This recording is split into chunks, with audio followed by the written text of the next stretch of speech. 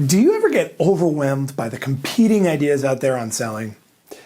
You ever say to yourself, which of these approaches actually works? Well, for years, I said that same thing. And that's why I started to follow what the data said, what results said, as opposed to just what some guru told me. And that's what led me to the ideal sales strategy. In this video, I'm going to show you the only sales strategy you need to know. Check it out. So the only sales strategy you really have to know is the Game Plan Selling DSP, which is something that I've written about for years. And it's really one cohesive strategy with three key legs to the stool. And those legs are where the DSP comes from. We need to be distinct, so we need to be perceived as unlike the competition, as unlike anyone else. We need to be systematic. We need to have that repeatable, effective, proven approach to selling. And then we have to have that prospecting playbook, that list or that set of prospecting activities that we're following on a regular basis that we know is going to help us ultimately hit our sales goals. And so when we break it down into the three areas, I'm going to give you just a quick surface level overview of how we would look at each of those areas. So the first piece is that we need to be distinct. We need to be the complete and total opposite of everyone else. And so what this often makes me think of is what my dad used to tell me about business. He used to say, Mark, if you want to be successful in sales and in business, what you want to do is identify where everyone is marching, the direction that everyone's going. And then once you know exactly where they're going, I want you to go the exact opposite way. I want you to do the exact opposite. And I thought to myself at the time, man, that's kind of weird. But now that I've gotten to see what works and what doesn't work, I understand now that we need to be the distinct opposite of what all the other salespeople are doing. Because just think, right, when you are watching this video, your competitors are calling on your prospects. And how do you think they're starting the call? They're starting the call with some version of, hey, George, how are you today? Or they're going in and they're pitching their product and services. And they're talking about all the features and benefits that they have. And so what we need to do is start to think about how can we have an approach that really is the complete opposite of what they're doing. And that's what leads us to this idea of having a pattern interrupt. We need to break the pattern at every single step. And so what pattern interrupt basically means is that there are typical patterns that we go into and as a result that the prospects go into. And so what we want to do is avoid those typical patterns that this average salesperson goes into, so that way the prospect doesn't go into that pattern either. So let me give you an example of an opening conversation, the actual start to the conversation, just the first couple of seconds of how most salespeople are starting a call, right? So they're getting on the phone with a prospect and they're saying, hey, Sarah, how are you doing today? Some version of that. And what we see is that that's immediately creating a patterned response on the part of the prospect. The prospect is naturally going to want to do what? They're going to want to move back because they're like, oh, this is such an obvious salesperson, right? And so what we want to do is have an approach that really breaks that pattern in a powerful yet simple way. And so here's the opening that I would suggest that you use. And I'll tell you just a little bit about the data in a second on the backside of this. Better response is, hey, Sarah, Marc Wayshack calling. How have you been? Now, timeout. What was different between those two openings? You'll notice that there was a difference in language, which we'll explore in just a second, but there was also a big difference in tonality and approach and the feel that the prospect is going to get. Now, the other difference, of course, is there were some different language changes. You know, I mentioned my name. I made it seem like maybe they should know who I am, but I didn't pretend like we went to college together, but I made it seem like, should I know this person? And then I said, how have you been? Now, the data shows, very recent data shows, that when you start calls with how have you been, you have a 6 actually a 6.5 times higher likelihood of actually scheduling a meeting as a result of that call. 6.5 times. It's a different approach than many of us have used before, but starting with how have you been has a huge increase in effectiveness. And what it's doing is it's breaking the pattern, because they're saying to themselves, how have you been? Do I maybe know this person? Do I not? It's not manipulative, but it's just a little bit different. It's a little bit distinct in a way that gets the prospect saying, yeah, maybe I'll give them 20 seconds. Another example of distinction through really a pattern interrupt is the response to the age-old question of, why should I do business with you? Right? If you've been in sales for long enough, you've had a prospect say, so why should we work with you? Or why should I do business with you? Now, again, typical prospect response would be something along the lines of, well, we do this, or we do that, or we're this great, or we're awesome, or we're the best, or we have the best service, or you get me, right? You get all of these typical responses that are kind of cheesy, and your prospect is already going to have expected that, right? They expect you to go into that tap dance mode, that, hey, we're going to dance for you and show you how great we are. Instead, a way to break that pattern is through a completely different approach to answering that question. So next time a prospect says, why should I do business with you? I challenge you to say the following. You know what, George? I really appreciate your asking me that question. And quite frankly, at this point in the conversation, I'm not sure that you should. Would it be okay if I ask some questions to find out what's really going on, and then I can tell you if I think that we're a better fit? Time out. Now, what did I do? I answered in a way that's a complete pattern interrupt. They expected me to push at them. They expected me to put all this pressure on, and instead I took a step back.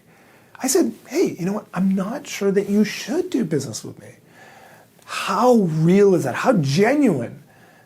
It's so much more effective because what you're doing is you're taking all that pressure off of the prospect in a way that really makes them think, wow, this person's an expert. They're obviously successful because they're not saying that I need to do business with them. I'm so used to people saying that.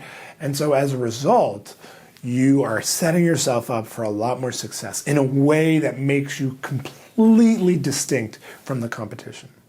Now, the next part of this sales strategy is being systematic. We said you have to be distinct, systematic, and then have that prospecting playbook.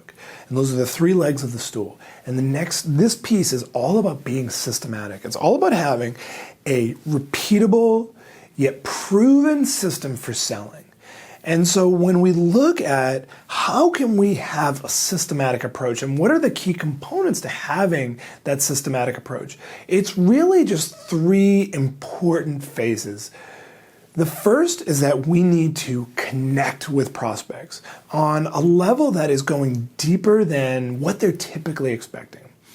Now, one of the reasons that human beings are going to be more effective than artificial intelligence or other machines at selling for a long time to come is the ability to connect.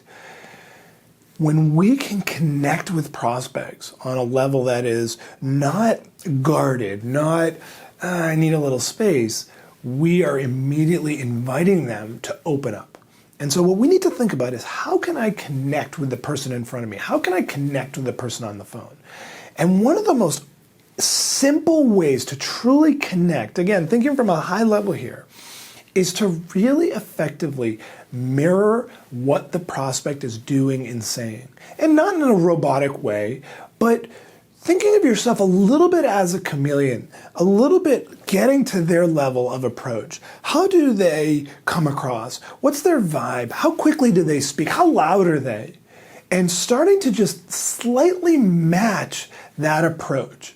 And so again, I'm not talking about huge changes in your personality here. But what I'm saying is that if you're talking to a prospect who answers the phone and says, hey, Marc Wyshak here, I want you to also raise your voice to that level. On the other hand, if you're talking to a prospect who sounds something more like, hello, this is Marc, I also want you to come down a bit. You're not going to suddenly say, hi, this is nice to meet you, but instead it's, hey, Marc, great to connect with you, right? It's just a lower tonality, and that's how we're connecting with prospects in a meaningful way.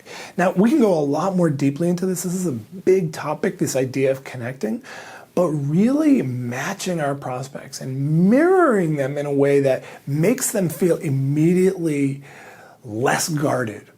That's the first step to really getting through. Now, the next step to really being systematic is to have a disqualification approach, is to disqualify prospects that aren't a good fit. In fact, I use the term disqualify for every prospect, right? We've all heard that we need to qualify prospects or persuade them to do business with us. What I'm saying is that we go in the opposite way. I want to use a mindset and an approach that's thinking, you know what, I'm going to disqualify people that aren't a good fit. And through that process of asking questions and understanding that realistically only about 50% of the people that I talk to are really a good fit, I'm now coming across as I don't need this business. I'd like it.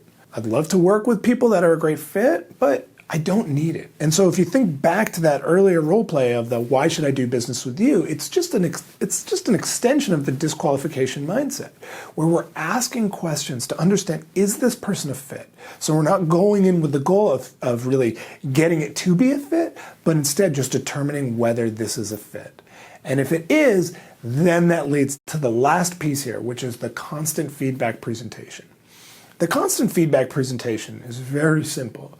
But we want to remember that when we actually are presenting, we don't want to bombard people with information. We don't want to throw up all over them. Instead, we really want to make it a two-way dialogue. And so the constant feedback presentation is simply this. You are going to be presenting a little bit of information, and then you're going to be getting some feedback immediately back from the prospect. And again, this concept is much deeper than just what we're talking about, but I just want to give you that high level, which is, let me show you one thing that we're going to do differently. You show them that, and then you say, so how does that sound? Or does that make sense? And what you're doing is you're constantly getting feedback by asking these little questions of, does that make sense based on what I just said? And you're pulling them back into the conversation. So the conversation becomes that real two-way dialogue and is just back, forth, as opposed to me just throwing up hours of content all over the prospect. Does that make sense? See what I did? It's so powerful, so simple, and it just naturally makes someone say, yeah, okay. The last component of this sales strategy, of the Game Plan Selling DSP, is having your prospecting playbook. It is the third leg of the stool. And it is so important because, again, most salespeople are going up and down each month, right? So they're having some months that are good, and then they get busy because they had a good month, and so they're not doing as much prospecting, and so then as a result, next month, business is slower. A prospecting playbook is all about understanding exactly what you have to do in order to hit your sales goals from a prospecting perspective. What I'm going to focus on in this video is understanding the only metric that you really need to know. And there's really only one metric that most salespeople actually have to hold themselves accountable to. And that one metric is discovery appointments, discovery meetings, initial meetings, whatever the word you want to use, but it's those first meetings with a new prospect. That is the only metric that you need to track, is how many meetings, how many initial meetings do I have to set each and every week? If I set this many meetings, on average, I'm going to hit my sales numbers. That is the one metric that we need to hold ourselves accountable to. And so then you can, of course, work backwards from there. So let's just think about the math for a second. Think about what your sales goal is for the next month. About how many discovery meetings do you have to conduct on average in order to hit that goal? So maybe it's 5, maybe it's 10, maybe it's 50, maybe it's 100, I don't know. It just totally depends on the type of business that you're in and the types of sales and the types of size, the size of sales that you actually make. Understand exactly what that metric is and own that number and live by that number. So let's say, just for example, your goal is that you need to set 10 initial meetings each and every week. So that means 2 meetings every day. And so as a salesperson, I'm saying to myself, I don't leave the office until I've set my 2 meetings every single day. If that becomes my focus, now all I have to think about is, Well, what activities go into generating those meetings? And then I've got to do that activity, whether it's making cold calls or asking for referrals and introductions or going to networking events or getting more marketing leads. Whatever it is, I now know exactly what those activities have to look like in order to hit that one metric. So having said that, now that we understand that it is most important to know exactly how many meetings we have to have each week. Now the question is, well, what are some of the best activities that we can do in order to drive those meetings? And the most effective prospecting activity that we can really conduct is asking for introductions.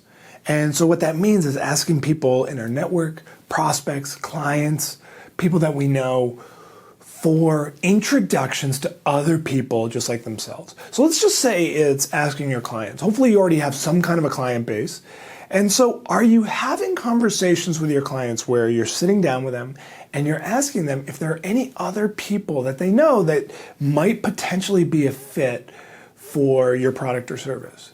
And then digging into that conversation and asking them if they'd be willing to introduce you to those people. Not asking for a referral. There's a reason we don't ask for referrals anymore. People are kind of guarded about referrals. It's a buzzwordy phrase and it's not clear what it really means. What we want introductions. We want that client to introduce you to that person that they know. And so by asking for introductions in a way that's not sleazy or uncomfortable, but just genuine. Something that sounds like this. George, I could use your help. The way I grow my business is by servicing the heck out of my clients so that way at the end of the day, they'd be willing to introduce me to others just like themselves, people that I could really help. I'm wondering, would you be willing to introduce me to some other people that you think that I might be able to help? Now, if you need to rewind this video and go back and listen to exactly what I said and just script out that exact phrase, then do so. It's so simple, it's so powerful, but by asking for those introductions, you are going to see yourself grow this business exponentially in a way that it's just leveraging the existing people you already have. So there is the only sales strategy you need to know. I want to hear from you. Which of these ideas did you find most useful? Be sure to share below in the comment section to get involved in the conversation. And if you enjoyed this video, then I have an awesome free ebook on 25 tips to crush your sales goal. Just click right here to get it instantly. Seriously, just click right here. It's free. Also, if you got some value, please like this video below on YouTube and be sure to subscribe to my channel by clicking my face right here to get access to a new video just like this one each and every week.